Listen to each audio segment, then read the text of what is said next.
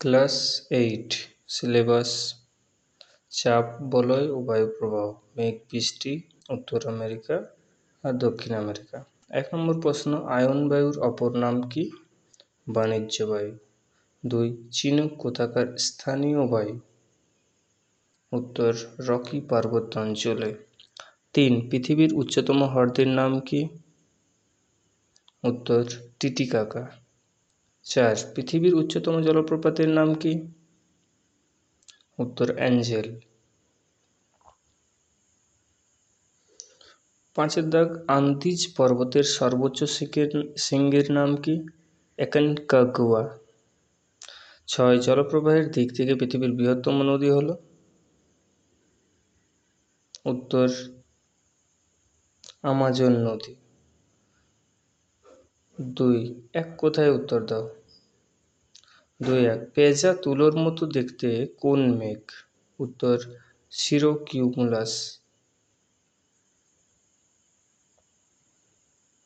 2-2 bumpy cloud কোন মেঘের অপর নাম? উত্তর স্ট্র্যাটোকিউমুলাস।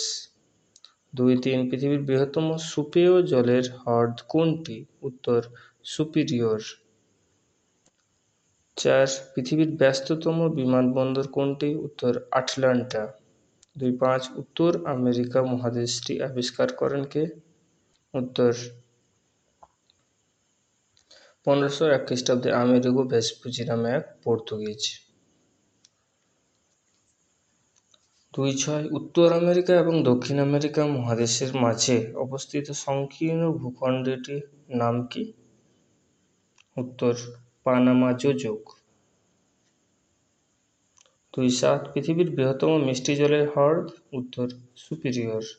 2-8 নায়াগ্রা জলপ্রপাত কোন নদীতে অবস্থিত? উত্তর মিসিসিপি মিসৌরি। 2-9 গ্র্যান্ড ক্যানিয়ন কোন নদীতে অবস্থিত? উত্তর কলোরাডো নদীতে। 2-10 কয়েকটি নরম কাঠের উদাহরণ দাও।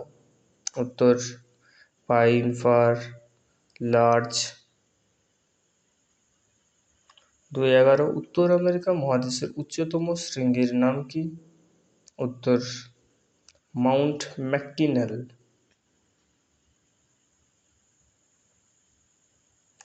2-12 মৃত্যু উপত্যকা সমুদ্রপৃষ্ঠ থেকে গভীরতা কত? 90 মিটার। 2-13 দক্ষিণ আমেরিকার শস্য ভাণ্ডার নামে পরিচিত? উত্তর পম্পাস অঞ্চল। 2-14 মাংস রপ্তানিতে পৃথিবীতে প্রথম স্থান অধিকার করে? উত্তর আর্জেন্টিনা। 3 সংক্ষিপ্ত প্রশ্নের উত্তর দাও।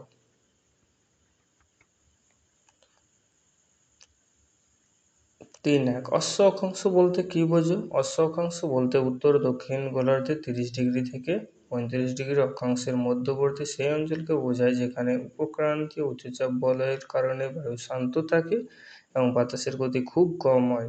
অতীতকালে পালতোলা জাহাজ এই অঞ্চলে আটকে যেত, তাই তাদের ওজন কমানোর জন্য ঘোড়াগুলোকে সমুদ্রে ফেলে দিত। এই কারণে এইখানের নাম হয় অশ্ব অক্ষাংশ। ঠিক আছে, এটা ভালো করে দেখে রাখবে তোমরা। পরের প্রশ্ন, কোরিওলিস বল কাকে বলে? উত্তর